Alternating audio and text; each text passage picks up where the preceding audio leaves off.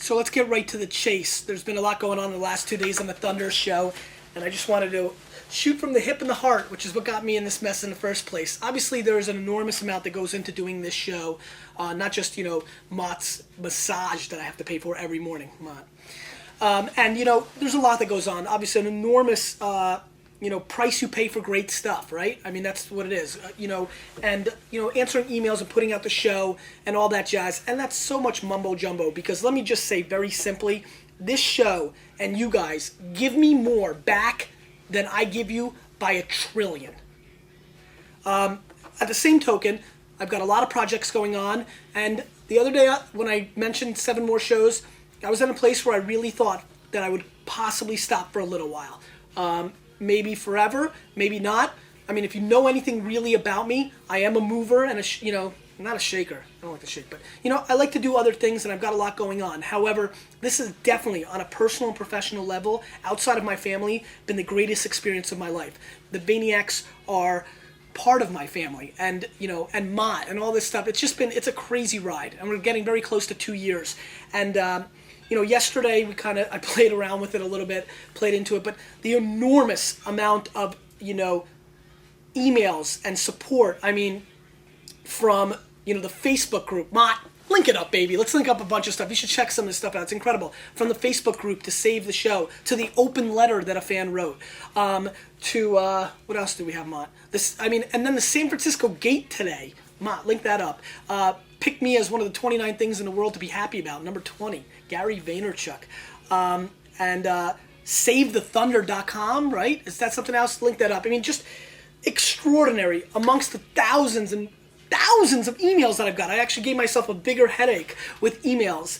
I'm not looking to jerk people around, and what I was doing is not anywhere, even though I kind of played off in the forums that I was having a little fun, I was definitely in a place where I was thinking and recapping, and I was doing it out loud on the show, live, from the hip and the heart. That's how I roll, and that's basically what you saw.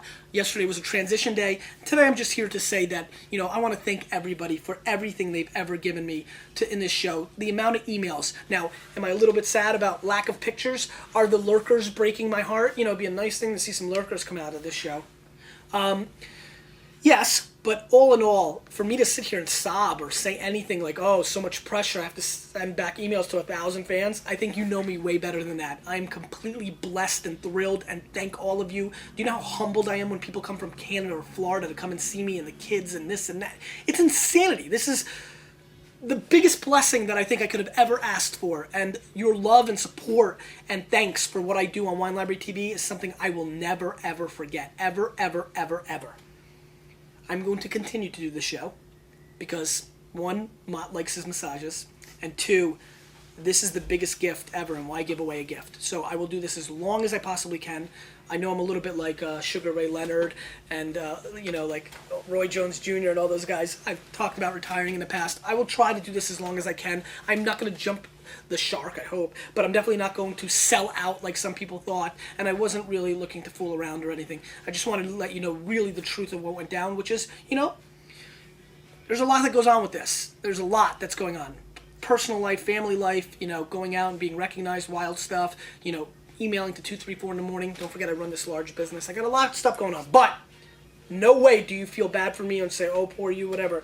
This is the best, and because of that, I need to say to you, hello everybody and welcome to Wine Library TV. I am your host, and hopefully for a very long time, Gary Vaynerchuk. And this, my friends, is The Thunder Show, aka the internet's most passionate, and will continue to be, wine television program. And today, instead of Laid Back Friday, we're rolling into some serious territory in the central Italy, in Umbria. We're talking about the Sagrantino grape, a grape that deserves a show probably in the first 10 episodes, not almost close to our 400th show. How do you feel, Mott? You glad we're still in business? I got a job still. This is an area in Umbria that is producing some of the most amazing wines in the world, and it comes from a small town and the surrounding towns around it, small little village, Montefalco, and it's the Sagrantino Di Montefalco, which you'll see on all these wines. only 250 acres have been planted, or so, it's getting closer to 300, of Sagrantino in Montefalco. And there's only about 25 to 30 producers of this wine. Even though it's so tiny and small, it is so profound and amazing that it was given DOCG status by Italy in 1991. These wines are obnoxiously tannic and monstrous and long age-worthy, and they're very special wines. They actually remind me that way of like a Tannat. I mean, these wines are looked upon as 20, 30, 40-year sellers. They need to be 100% Sagrantino, something I really respect with the law of this DOCG, and must be stored for 29 months before release.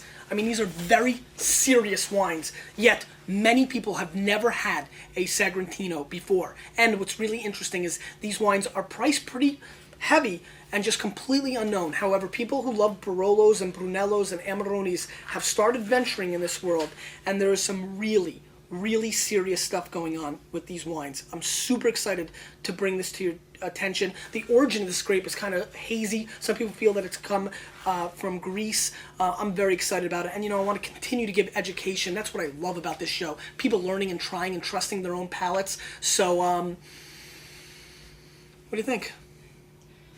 Taste some wine? Let's taste some goddamn wine. Some goddamn wine, right? Let's get into it. I did want to give a shout out to Ellen DeGeneres, who put me on the show, which was real cool, and her 50th birthday coming up, Vittorio di Milazad Antonio Sagrantino di Montefalco, 2003, 39 US dollars, 14.5% alcohol. So the Milazad Sagrantino is a fairly entry-level price at $34. So you can imagine these are pretty pricey wines, but I'm excited about this wine. I've not had any of the current. I've had the Paulo Bay before, but I've never had the other two producers at all, and I've not had this specific single vineyard or vintage. So let's get into this. I just can't get over the fact of how many people emailed me and all the love and the groups and the emails. Just amazing. Thank you. And definitely check out the San Francisco Gate link. That is sick. I'm so humbled. Jeez, I'm so pumped about that. Anyway, great color. Really, really nice and dark. Let's give it a little bit of a sniffy sniff. I'm getting a beautiful plum component. These wines are serious. I mean, tight on me. These wines are very serious, very aromatic, very explosive.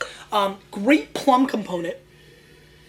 No laid back Friday today, right? Gotta get into this serious Friday. Now fun Friday. So pumped to be here. Sorry, I'm gonna start annoying people. Great plum component, a little hint of Asian spice. I get a beautiful black pepper component. Kirsch Royale and licorice on the nose. Big time nose. Milazad is a very good producer. Let's give it a whirl.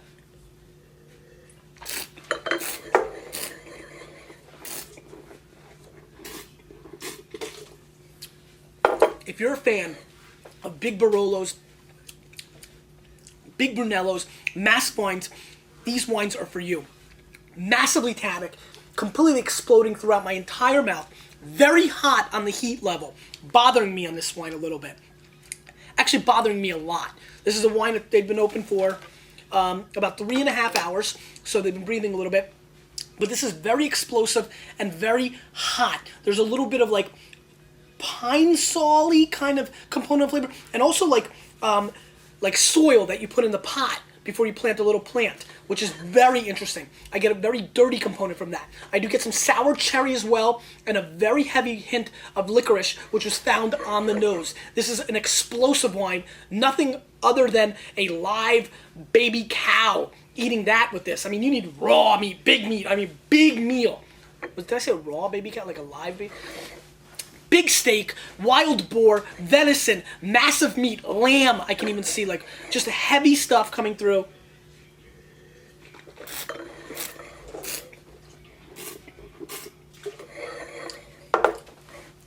Oh God, this wine is so tannic. If you love dry, big wines, I can just see like the old school Italian just loving it. This is the good stuff. I mean, that's this kind of wine. It's for the guys, that drink Everclear or moonshine. This is it's a man's wine. Really good stuff. But A little bit off balance for the Sagrantinos I've had in the past. I know a lot of people haven't had a lot of, opportunities to drink Sagrantinos. They can be a lot more plummy and more interesting than this wine. This is a little bit off balance and a little awkward. I'm going to score this wine 89 points and give it a pass, unfortunately. But I think it is something with overtime that I think we can see a lot more from. Let's move on. Martinelli, Sagrantino Di Montefalco, 2003. This wine is $24 and spends 4 weeks in its maturated skins before it's put into oak storage. Really interesting producer. What I love about this is it's $24. I mean, if this is good, this is the one. And I'm talking about in general. I have not seen a lot of Montefalcos, Sagrantino Di Montefalcos come into this price point, so I'm excited. The color is extremely optimistic at this point. Really dark red. I mean, just gorgeous, gorgeous color. Let's give it a little bit of a, say it with me. Say it with me. A sniffy sniff, baby. Let's give it a whirl. Let's give it a whirl. And a sniffy sniff. Am I supposed to drink that while I sniff? Beautiful. This has a gorgeous sage and violet component on the nose. You like that sage, right? Little hint of like dirty bomb, like a mud pie. You know, mud pie got hit in the mouth in for second, third grade. Just gorgeous plum action. Just like I said, a lot of plums on this very characteristic flavor profile. Little hints of dates coming through on the nose as well, which is quite interesting. Let's give it a whirl.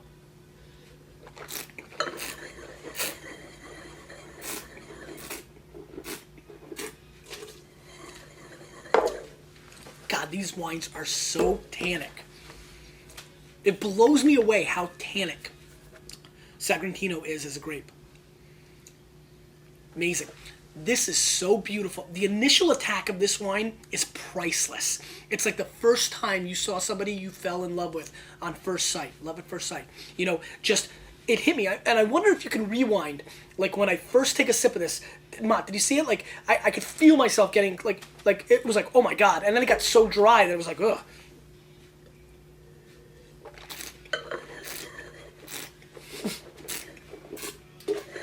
Kind of reminds me of seeing somebody from the back and you're like, and turns around and you're like, That's how this is. It's so pleasant and so beautiful on the mouthfeel when it first hits.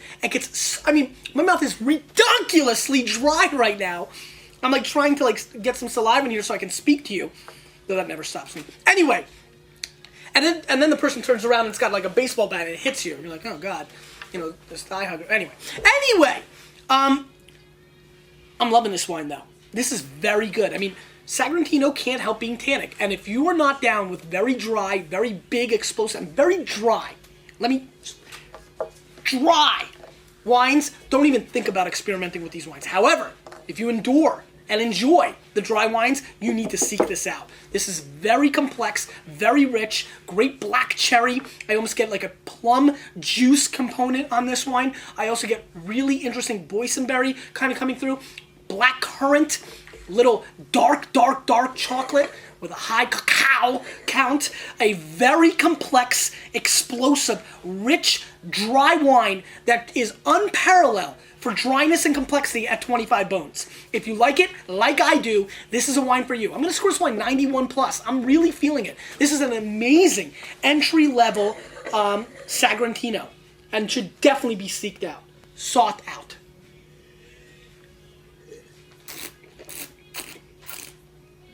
I love the violet. God, every time. It's like Homer Simpson, like he falls for the same thing over and over. Every time this wine stuns me on the back end. It is so dry. It's worth 24 bones. Everybody pitch in. CKC's, 4 of you deep. Instead of a keg, buy a bottle of this, split it up, just to see how obnoxiously dry a wine can get. And we're going right now to the legendary Sagrantino Di Montefalco Palo by Sagrantino, and this is from, and I circled it for you, the Biclario vineyard, which is his reserve kind of line. This wine is $79. It spends 24 months in stainless steel and then 24 months in oak, and then is unfined and filtered. I mean, this is the real deal. I wanted to say Holyfield, but I hated him. Anyway, this is the real deal. 79 bones, far from inexpensive, but I'm damn excited to try this wine. Great color. Great color. Let's give it a whirl. Sniffy sniff first.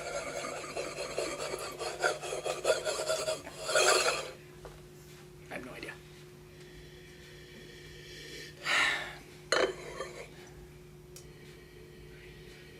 Wow. Very aromatic and very exciting.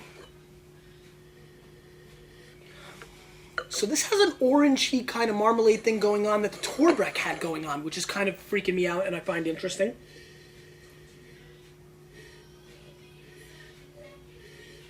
It also has like a Febreze.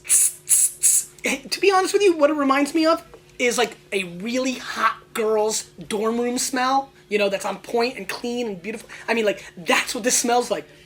It's got like a dorm, like just, you know, like aromatic, like, you know, what am I looking for? Sprays that you put in the air to make everything smell right. It feels artificial that way. It's so pleasant and so right. It feels like a nerdy chemist made this bouquet. Filled with oranges, rose petals,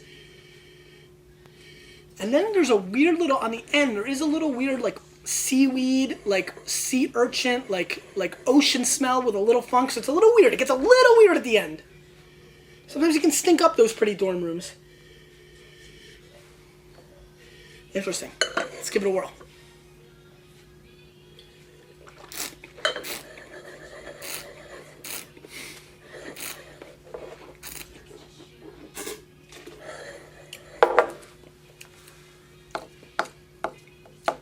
This is extraordinary. Blackcurrant, sage, once again, very common today. Dates, plums, blackberries, raspberries even. Like the black raspberries we had on episode 148, Mott. That was a classic. That gave me that flavor profile.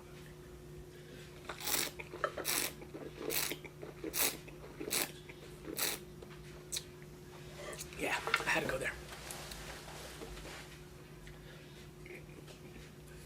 If you're drinking serious wine from Italy and you're paying $60 to $100 a bottle, or even worse, more, for wines like Gaia or Bruno Giacosa single vineyards or Clerico single vineyard Barolos or Soldera Brunellos that roll in at 200 bones, you need to do yourself an absolute favor and seek out this wine. This wine to me is almost borderline perfect Italian wine. Not that crazy, but let me tell you something. This is such a complex wine. This is a wine I'm embarrassed to be evaluating at just 3 hours opened in a bottle in a quick shot for you on the Thunder Show like we talked about the other day. However, I can do it. I can roll. I can pop the collar for you on this one. I'm going to tell you something.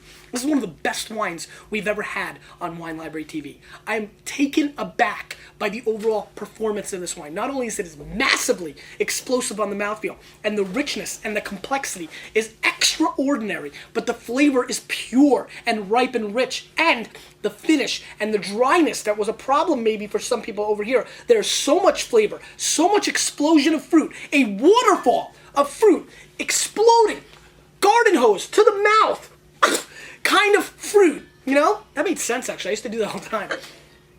That's what this wine is about. Its clarity, focus, and poise is unparalleled. And I'm really about this wine. God, this is good.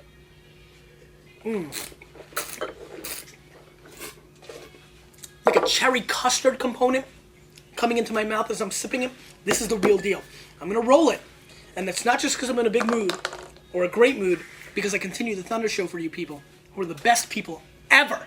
If you're watching the show, you know how rad you are. You watch a show that cares more about family and life, and we talk about wine than anything else. Do you know how awesome you are that you spend 20 minutes a day with me on a computer and you found me? You know how Raoul you roll?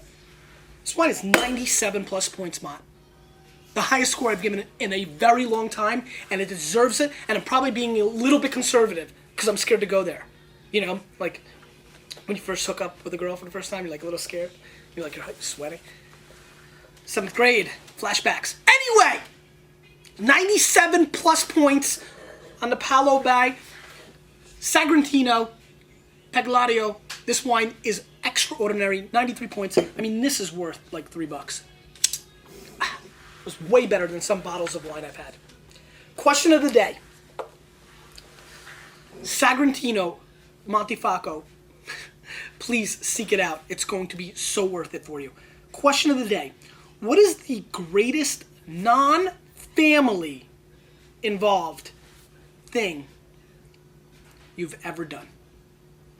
Because you have the best weekend, and thank you for being a part of this. Because you, with a little bit of me, and you know what? It's a lot less of me than you think. We're changing the wine world, whether Mott or anybody else likes it or not.